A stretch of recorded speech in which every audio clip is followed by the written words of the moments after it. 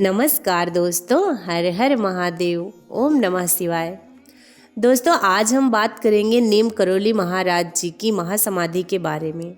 दोस्तों, महाराज जी को अपने शरीर के अंत का आभास बहुत पहले ही हो चुका था। कैची धाम के लोग बताते हैं कि इस बार जब बाबा कैची धाम से वृंदावन की ओर जाने लगे तो कैची धाम के सभी मंदिरों में अपना महाराज जी ने मत्था टेका और प्रणाम किया।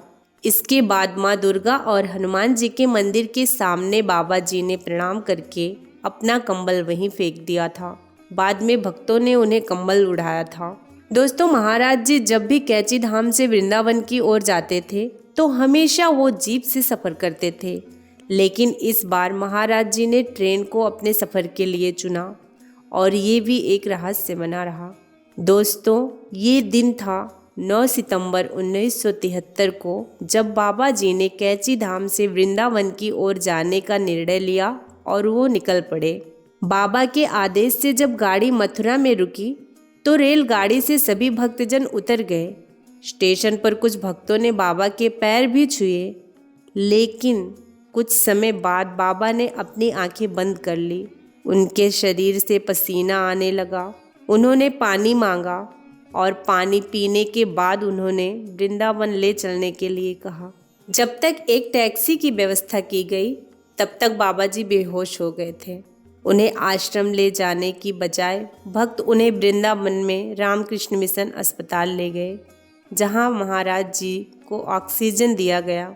जब उनकी रक्तचाप की जांच की तैयारी की जा रही थी तो बाबा ने नाक से अपने ऑक्सीजन ट्यूब को खींच लिया और रक्तचाप के यंत्र को एक तरफ धकेल दिया और धीमी आवाज़ में कहा कि ये सब बेकार है। इसके तत्काल बाद उन्होंने भगवान का नाम 3 बार दोहराया, जगदीश जगदीश जगदीश, और फिर उनका शरीर शिथिल पड़ गया। दोस्तों, 11 सितंबर 1973 को मध्यरात्रि में 1:15 पर अनंत चतुर्दशी का पवित्र दिन था, जब बाबा जी ने हृदयाघात के कारण खुद को अनंत में विलीन कर लिया था। जब पूरा भारत गहरी नींद में सो रहा था तब बाबा ने अपनी भौतिक लीला को अपने भक्तों से दूर समाप्त कर दिया। बाबा के शरीर को वृंदावन आश्रम ले जाया गया, जहां चौकीदार त्रिलोक सिंह रात में उनके साथ बैठे रहे। त्रिलोक सिंह ने बाबा के हाथों को अपने हाथों में पकड़ा। वो अपनी आंखें बंद करके बैठे हुए थे कि उन्होंने बाबा की नब्ज चलने का अनुभव किया, जबकि उन्होंने जब आंखें खोली अपनी तो ये शांत थी। इस तरह बाबा जी का अलौकिक दिव्य खेल शुरू हुआ।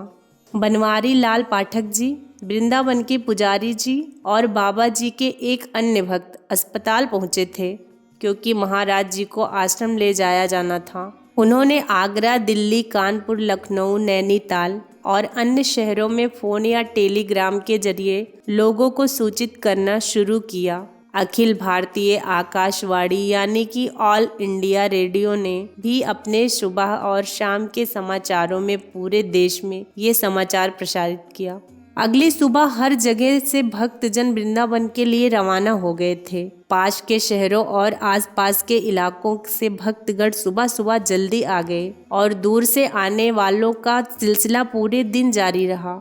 श्री सिद्धि माँ और जीवंती माँ रमेश भाई के साथ कैची आश्रम से टैक्सी से आने लगे। भारत में आए हुए पश्चिमी देश के भक्त भी वहां आए थे तथा 30 अमेरिकी भक्तों का एक समूह विमान द्वारा भारत आने में सफल रहा। कई प्रसिद्ध व्यक्ति और उच्च अधिकारी भी महाराज जी को श्रद्धांजलि अर्पित करने आए थे। उनकी कृपा से खबर हर किसी तक पहुंची थी। जहां भी समाचार प्राप्त हुआ और जिसे भी प्राप्त हुआ, सब हक्के बक्के रह गए और समझ नहीं पा रहे थे कि बाबा जी के साथ आखिर हुआ क्या। वृंदावन आश्रम में भक्तजन बाबा के अंतिम संस्कार की विधि और तरीकों का फैसला नहीं कर पा रहे थे। कुछ लोग जल में विसर्जन के पक्ष में थे, लेकिन कुछ दूसरे लोग जमीन में समाधि बनाकर स्मारक बनाना चाहते थे।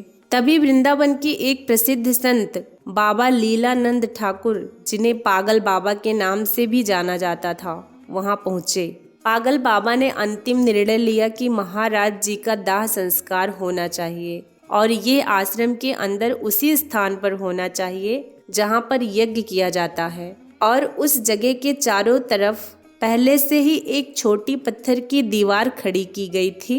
इसे ऐसे बनाए रखा गया था जैसे कि इसका उद्देश्य महाराज जी के दाह संस्कार से ही तैयार किया गया हो। दोपहर 2 बजे तक श्री सिद्धि माँ भी नहीं पहुंची थी। लोग भूखे और प्यासे थे। उनमें से ज्यादातर लोग दाह संस्कार में विलंब नहीं करना चाहते थे, जबकि अन्य लोगों का मानना था कि उन्हें श्री सिद्धि माँ का इंतजार करना चाहिए।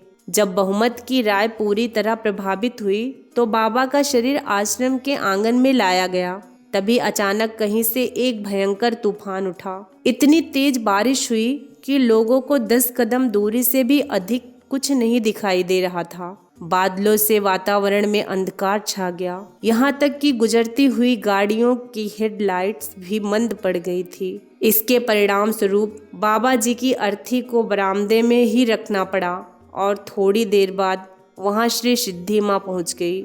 जैसे ही श्री सिद्धि माँ ने गाड़ी से बाहर अपना कदम रखा तो तूफान शांत हो गया। उनके आने पर माहौल और गमगीन हो गया। चंदन की लकड़ी की व्यवस्था की गई और लोगों ने अपने प्यारे बाबा जी के दर्शन किए। बाबा ऐसे लगते थे जैसे वो गहरी नींद में थे।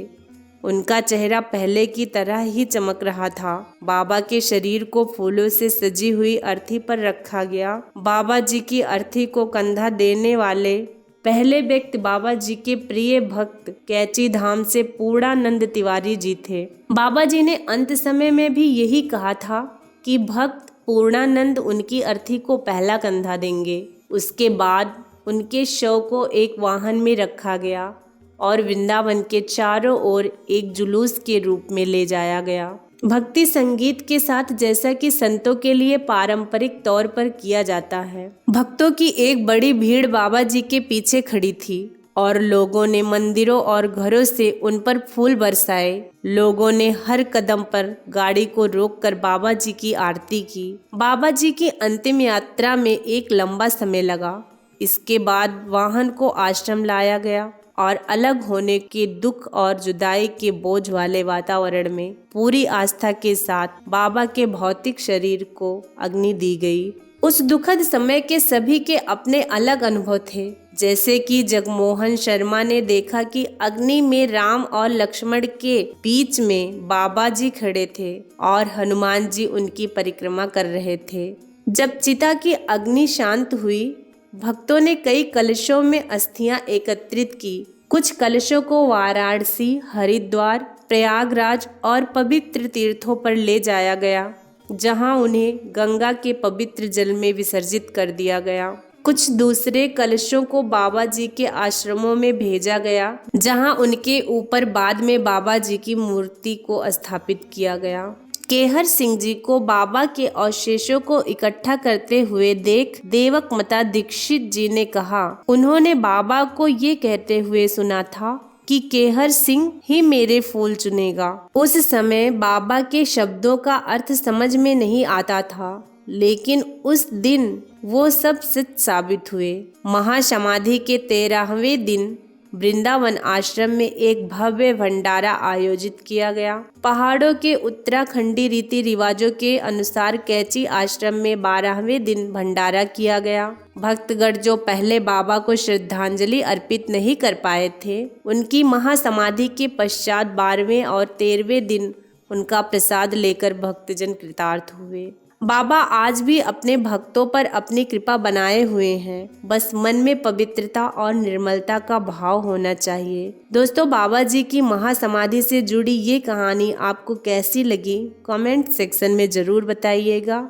और आपके अपने चैनल सनातन किस्से को लाइक, सब्सक्राइब और शेयर करना ना भूलें। धन्यवाद।